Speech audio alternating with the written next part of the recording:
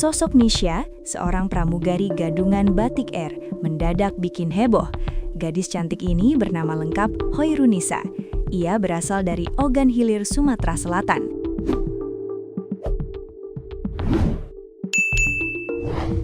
Teka-teki keberadaan Nisha atau Hoirunisa pasca ketahuan melakukan penyamaran sebagai pramugari gadungan Batik Air hingga kini masih menjadi sorotan.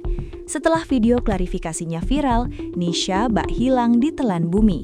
Meski banyak pro dan kontra yang muncul setelah aksinya viral, Nisha tampak hanya bisa pasrah. Diberitakan sebelumnya, kediaman Nisha di Kelurahan Muara Kuang, Ogan Hilir terlihat dalam kondisi pintu serta pagar tertutup rapat.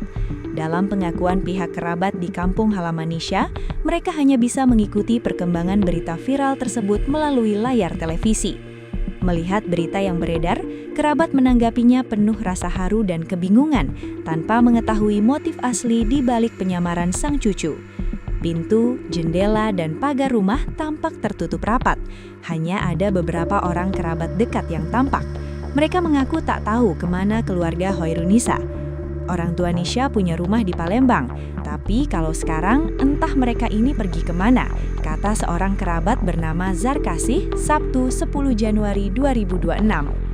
Zarkasih sendiri merupakan paman dari ayah Hoirunisa. Perempuan 23 tahun itu merupakan putri ketiga pasangan Syawal dan Sadariah.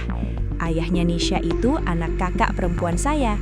Itu Nisha jatuhnya cucu saya, ungkap Zarkasih. Ia mengungkapkan rumah di Muara Kuang memang jarang ditempati. Keluarga Hoirunisa hanya pulang kampung sesekali. Keluarganya hanya pulang 2 atau 3 bulan sekali. 4 hari mudik, setelahnya ke Palembang lagi. Seperti itulah terang Zarkasih. Ditanya perihal Hoirunisa yang cosplay jadi pramugari, Zarkasih mengaku tak tahu menau. Kami terus terang tidak tahu persoalannya apa. Hanya dikasih tahu tetangga kalau Nisha masuk TV. Awalnya saya nangis, apa salah dia, Nisha? Dan kami juga tidak menanyakan pada orang tuanya, tutur Zarkasih. Momen saat kedua orang tuanya mengantar dan menjemput Nisha di Bandara SMB 2 Palembang kini ikut jadi sorotan. Dikutip dari akun TikTok @hoirunisa02 pada Kamis 8/1/2026, beredar sejumlah video yang memperlihatkan Nisha dijemput oleh kedua orang tuanya di Bandara SMB 2. Dalam unggahan tersebut, tampak berbagai foto dan video yang menampilkan momen Nisha pulang usai diklaim bekerja sebagai pramugari gadungan. Orang tua Nisha terlihat memberikan dukungan terhadap pekerjaan yang diyakini mereka sebagai profesi anaknya sebagai awak kabin maskapai. Beberapa potret bahkan menunjukkan Nisha dan orang tuanya berfoto bersama dengan latar belakang area bandara, yang kemudian menuai perhatian warganet setelah kasus pramugari gadungan itu terbongkar.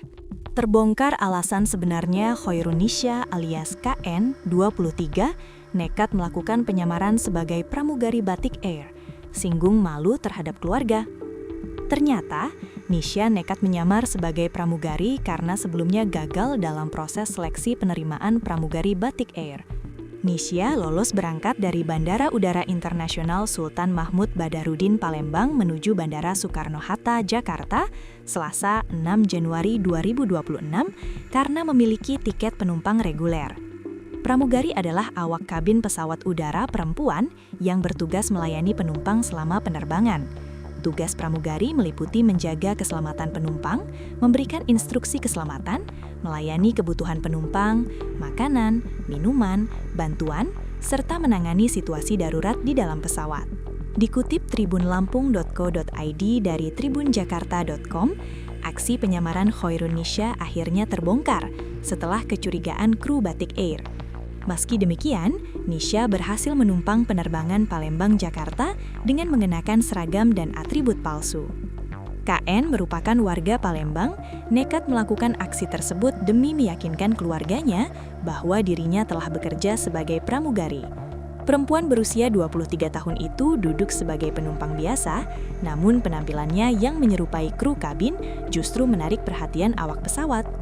Kasat Reskrim Polresta Bandara Soekarno-Hatta, Kompol Yandri Mono, menjelaskan bahwa kecurigaan muncul ketika KN berinteraksi dengan kru aktif di dalam pesawat.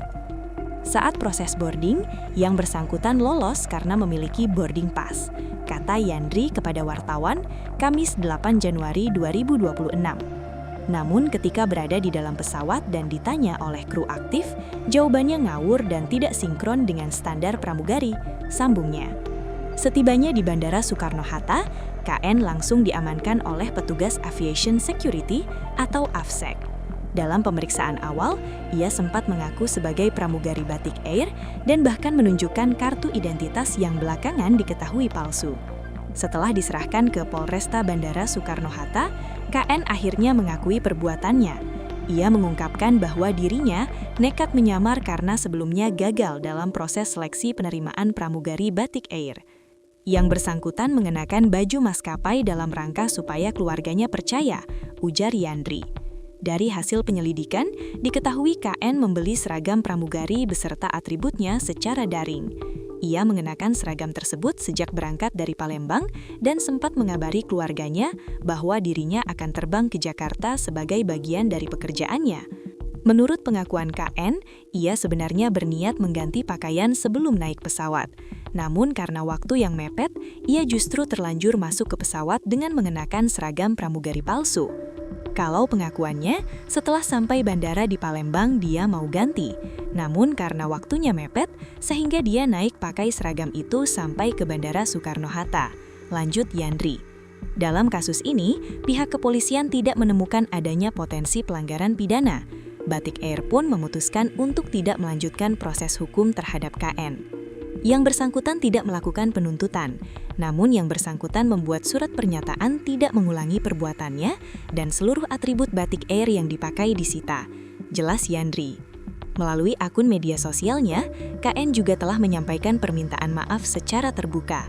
Dalam pernyataannya, ia mengakui bahwa dirinya bukan pramugari Batik Air dan menggunakan seragam tersebut saat terbang dengan nomor penerbangan ID 7058 pada 6 Januari 2026. Aksi nekat KN pun menjadi pelajaran bahwa keinginan untuk mendapatkan pengakuan sosial dapat berujung pada tindakan beresiko, meski akhirnya ia hanya diminta membuat klarifikasi dan tidak diproses secara hukum.